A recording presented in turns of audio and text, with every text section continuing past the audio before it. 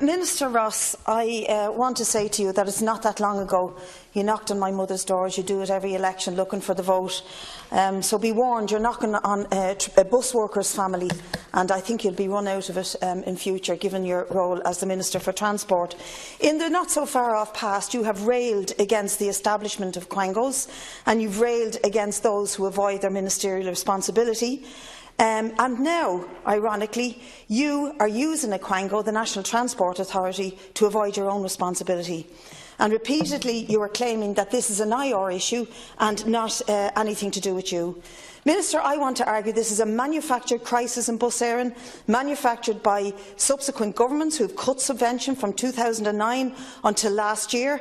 And last year's increase does not wipe away the consequences of a systemic underfunding of the years and indeed the decades prior to that. The crisis is manufactured also by the ideology of the National Transport Authority and its insistence in the free market dogma of competition and issuing licence to private operators on a vast scale. Not only have they effectively flooded the capacity on key intercity routes, but they continue to harbour plans for lunatic competition, tendering competitions for all the public service obligation routes. Let's be clear, it has nothing to do, the crisis in Bus Eireann has nothing to do with improving public transport or getting people out of their cars, quite the opposite. It's the ideology that's masquerading as economics and the market competition, and to facilitate private operators who make vast profits, driving down the rates of pay and the conditions of their workers, and indeed driving down the right of all workers in the process to expect decent conditions. Farcically, as the National Transport Authority and the government takes money from the state, the government itself is taking money from Dublin Bus, as it did last year, took €2 million from them. But I want to spend the last 2 minutes commenting on the Fianna Fail motion, because I think, in typical fashion, Fianna Fail gives the appearance of saying one thing, but actually it is really saying another. It's using all the usual flurry of sympathy and really signifying nothing.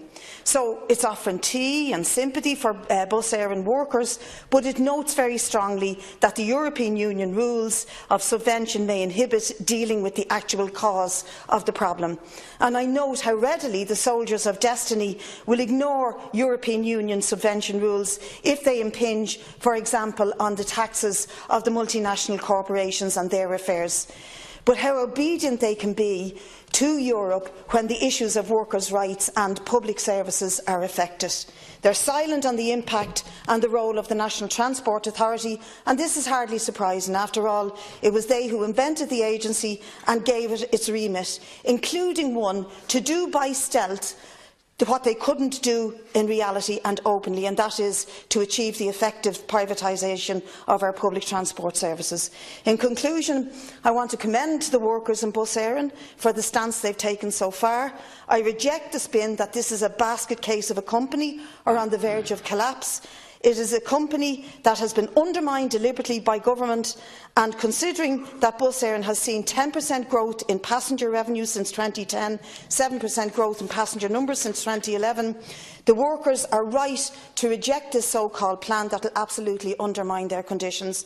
I encourage them to remain strong and not to entertain the manufactured crisis of this government and the NTA, behind which is your hand, Minister, and the wider apparatus of the state in this country. I would encourage other transport workers, especially in Dublin Bus and in Irish Rail, to support their fellow Bus Eireann workers in this fight, and what befalls them today could be visited on all workers in the transport industry tomorrow.